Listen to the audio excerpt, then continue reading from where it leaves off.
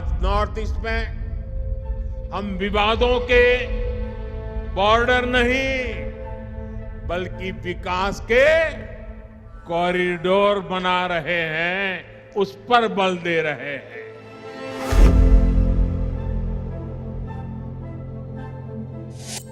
हम सबको मालूम है कि फुटबॉल में अगर कोई खेल भावना के विरुद्ध, स्पोर्ट्समैन स्पिरिट के खिलाफ अगर कोई भी व्यवहार करता है तो उसे रेड कार्ड दिखाकर बाहर कर दिया जाता है। इसी तरह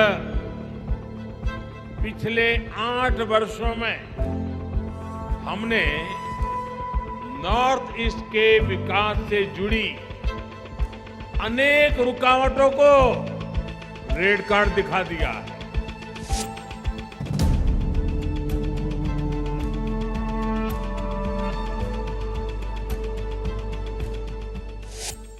असम हो, हमारा नॉर्थ ईस्ट हो, वो भी दशकों तक विकास के कनेक्टिविटी से वंचित रहा था। आज देश असम और नॉर्थ ईस्ट के विकास को वरीयता दे रहा है, प्राथमिकता दे रहा है। इस बार के बजट में भी देश के इन प्रयासों की और हमारे भविष्य की मजबूत झलक दिखाई दी है। पूर्वोत्तर की इकोनॉमी और प्रगति में पर्यटन की एक बड़ी भूमिका है।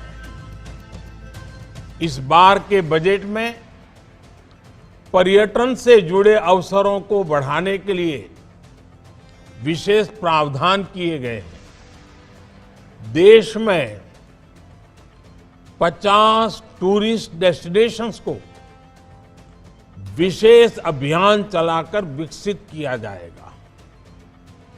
इनके लिए आधुनिक इंफ्रास्ट्रक्चर बनाया जाएगा, वर्चुअल कनेक्टिविटी को बेहतर किया जाएगा, टूरिस्ट सुविधाओं का भी निर्माण किया जाएगा। पूर्वोत्तर और असम को इन विकास कार्यों का बड़ा लाभ मिलेगा।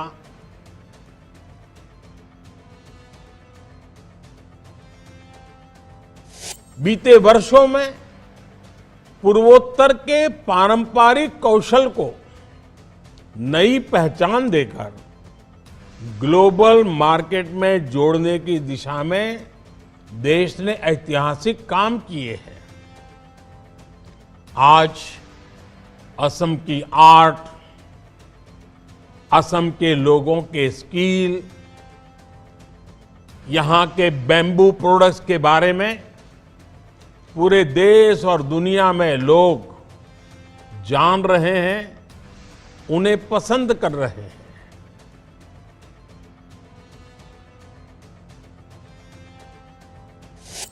अब जैसे वाइब्रेंट विलेज योजना दशकों तक बॉर्डर के हमारे गांवों को आखिरी गांव माना गया। हमने उन्हें देश का पहला गांव होने का विश्वास दिया।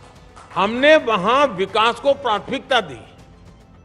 आज सरकार के अधिकारी, मंत्री इन गांवों में जा रहे हैं, वहां के लोगों से मिल रहे हैं, वहां लंबा वक्त गुजार रहे हैं। नॉर्थ ईस्ट के लोगों को भी पहले दिल की और दिल्ली की दूरी बहुत अखरती थी। हमने यहां भी गवर्नेंस को ह्यूमन टच से जोड़ा। अब केंद्र सरकार के मंत्री, जैसे अरुण जी ने बड़े विस्तार से बताया, नियमित रूप से नॉर्थ ईस्ट का विजिट करते हैं, और वो भी स्टेट कैपिटल पर नहीं, डिटेल इंटीरियर में जाते हैं। मैं भी नॉर्थ ईस्ट जाने की हाफ सेंचुरी मार चुका हूं।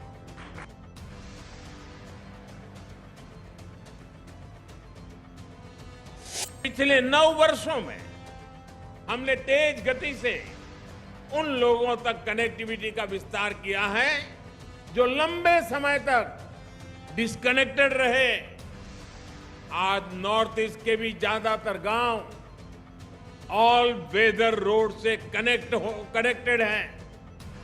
पिछले 9 वर्षों में नॉर्थ ईस्ट में कई नए एयरपोर्ट बने। पहली बार कॉमर्शियल फ्लाइट की लैंडिंग हुई है। पिछले 9 वर्षों में ब्रॉड गेज ट्रेनों की पहुंच मणिपुर और त्रिपुरा तक गई है। आज पहले के मुकाबले 3 गुना तेजी से नॉर्थ ईस्ट में नई रेल लाइनें बिछाई जा रही है। आज पहले के मुकाबले नॉर्थ ईस्ट में करीब 10 गुना तेजी से रेल लाइनों का दोहरीकरण हो रहा है। आज ही यहां रेलवे के 5 प्रोजेक्ट्स का लोकार्पण हुआ है। एक साथ 5 प्रोजेक्ट्स नॉर्थ ईस्ट में। इन पर 6,000 करोड़ रुपए से अधिक का निवेश हुआ है। ये असम सहित नॉर्थ ईस्ट के बहुत बड़े हिस्से के विकास को गति देने वाला है। असम के एक बड़े हिस्से में पहली बार रेल पहुंच रही है। रेल लाइनों के दोहरीकरण से असम के साथ साथ मणिपुर, मिजोरम, त्रिपुरा और नागालैंड तक आवाजाही आसान होगी।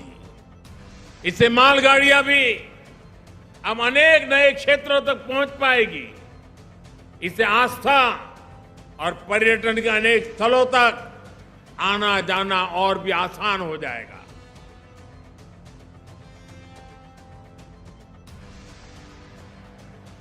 दूर सुदूर सीमा पर बसे लोगों को पहले आखिरी गांव माना जाता था, लेकिन हमारी सरकार ने उन्हें आखिरी गांव नहीं, आखिरी छोर नहीं, बल्कि देश का प्रथम गांव मानने का काम किया। नतीजा ये कि नॉर्थ ईस्ट का विकास देश की प्राथमिकता बन गया। अब कल्चर हो या एग्रीकल्चर, कॉमर्स हो या कनेक्टिविटी, पूर्वोत्तर की आखिरी नहीं बल्कि सर्वोच्च प्राथमिकता मिलती है। बात ट्रेड की हो या टूरिज्म की हो, टेलीकॉम की हो या टेक्सटाइल की हो, पूर्वोत्तर को आखिरी नहीं बल्कि सर्वोच्च प्राथमिकता मिलती है। ड्रोन टेक्नोलॉजी से लेकर कृषि उड़ान तक, एयरपोर्ट से लेकर पोर्ट से कनेक्टिविटी तक पूर्वोत्तर अब देश की प्राथमिकता है। भारत का सबसे लंबा ब्रिज हो या सबसे लंबा रेल रोड ब्रिज हो, रेल लाइन बिछानी हो या रिकॉर्ड तेजी से हाईवे बनाना हो, देश के लिए पूर्वोत्तर सबसे पहले है। इसी का परिणाम है कि आज नॉर्थ ईस्ट में अपेक्षा और अवसरों का नया दौर शुरू हो चुका है।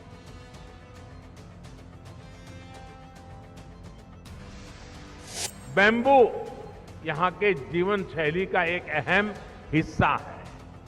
आज बैम्बू प्रोडक्ट्स पूरे देश और दुनिया में पॉपुलर हो रहे हैं, लेकिन अंग्रेजों के जमाने से, उस समय से बैम्बू काटने पर ऐसी कानूनी बंधन लगाए हुए थे कि हमारे आदिवासी भाई बहनों को, हमारे उत्तर पूर्वी इलाके के लोगों को जीवन में एक रुकावट बन गया था। इसलिए हमने उस कानून को बदला और अब बैम्बू आप उगा सकते हैं, बैम्बू काट सकते हैं, बैम्बू बेच सकते हैं, बैम्बू का वैल्यू एडिशन करते हैं और खुले बाजार में जाकर के आप व्यापार कर सकते हैं। जैसे फसल उगाते हैं वैसे बाम्बू भी उगा सकते हैं।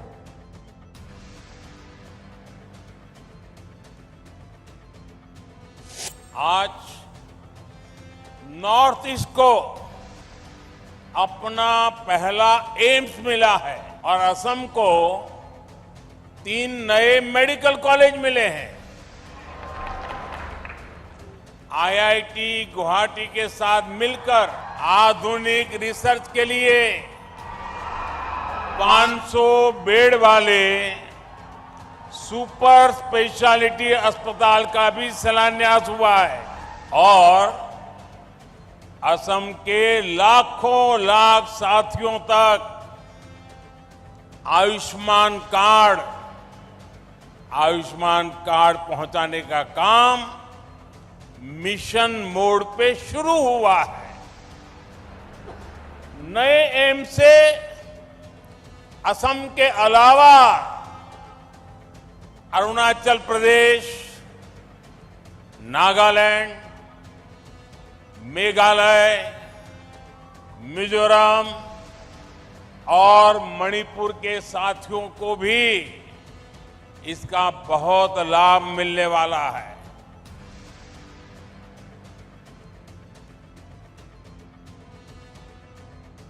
स्पोर्ट्स को लेकर आज नॉर्थ ईस्ट में जो काम हो रहा है वो भी आपके लिए एक बड़ी प्रेरणा है। स्पोर्ट्स इंफ्रास्ट्रक्चर से जुड़ी 400 करोड़ से ज्यादा की परियोजनाएं आज पूर्वोत्तर के विकास को नई दिशा दे रही है।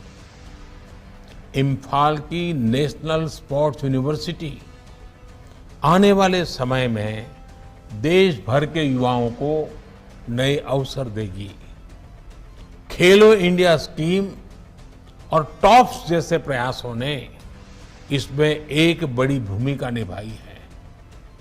नॉर्थ ईस्ट के हर जिले से कम 2 खेलो इंडिया सेंटर और हर राज्य में खेलो India state centres of excellence की स्थापना की जा रही है।